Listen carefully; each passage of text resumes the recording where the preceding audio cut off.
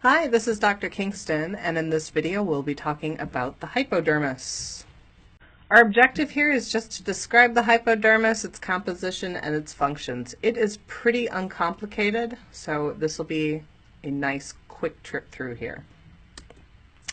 All right, we are on to our deepest and final layer of the integument.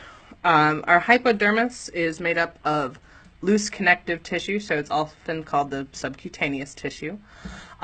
Here we're going to find mostly adipose and areolar connective tissue. Functions here are pretty straightforward. It's a thermoregulatory layer with all that adipose, which is also used for energy storage. It's going to house one specific type of sensory receptor, and its function is largely going to be in shock absorption. All right, so what are we looking at here with the hypodermis? So again, it's a loose connective tissue layer, and the makeup of that connective tissue is going to change depending upon where you are in the body. So in some places it's going to be very thin and loose, others it's going to be very thick and fibrous. So this is another way of saying the hypodermis that you find, on your middle over your rib cage is going to be very different from the hypodermis you find around your fingers. All right. The things that make up this layer are very similar to what we saw in the dermis. So again, we have fibroblasts and the fibers that they make. So collagen and elastin fibers for the most part. We have macrophages running around. And here, what really sets us apart from the dermis is we have a large amount of adipose tissue in this layer as well. Now, because this is a loose connective tissue, it's a good pathway for different neurovasculature to travel through. So we're going to find the large blood vessels that will be serving the other layers. So if we look here, we've got large blood vessels here, and these branch off smaller and smaller as they get up into the dermis.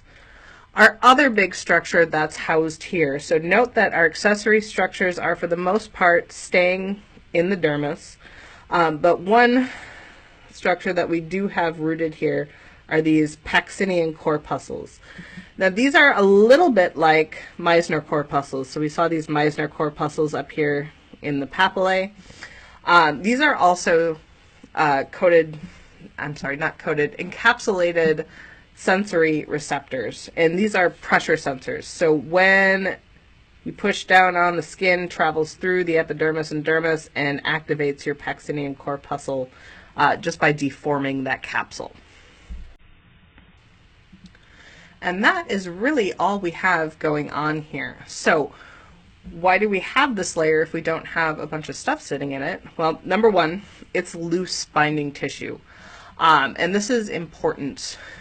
It's going to connect our deep tissues, so our muscle and our muscle fascia, connects them up to the dermis and epidermis. But it does it in a way that the integument is still able to slide a little bit across the muscle surface. So if you grab your wrist, you can still rotate your wrist while your skin stays in place, okay?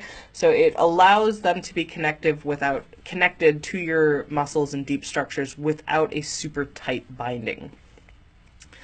The second thing that it does is provide protection in the form of shock absorption. So this is especially true for your hands and your feet.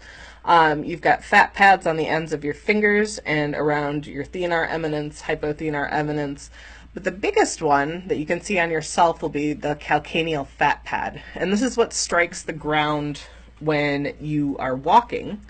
Okay, so your heel strikes down first, and some of the force of that is going to be dispersed through that fat pad here. Okay, so you strike down there, and some of that force gets diffused out that way instead of traveling up your leg and shocking your ankle every time.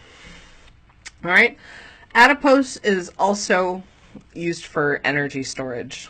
So all of the adipose tissue that is stored in the sub-Q layer can be accessed by your body in an emergency to provide nourishment. And it also functions to slow heat loss. So it's an insulator, keeps your temperature regulated and your heat that your body produces inside. And that brings us to the end. So I told you hypodermis was pretty simple. I hope you still enjoyed it. So I will meet you in the next video. Thank you.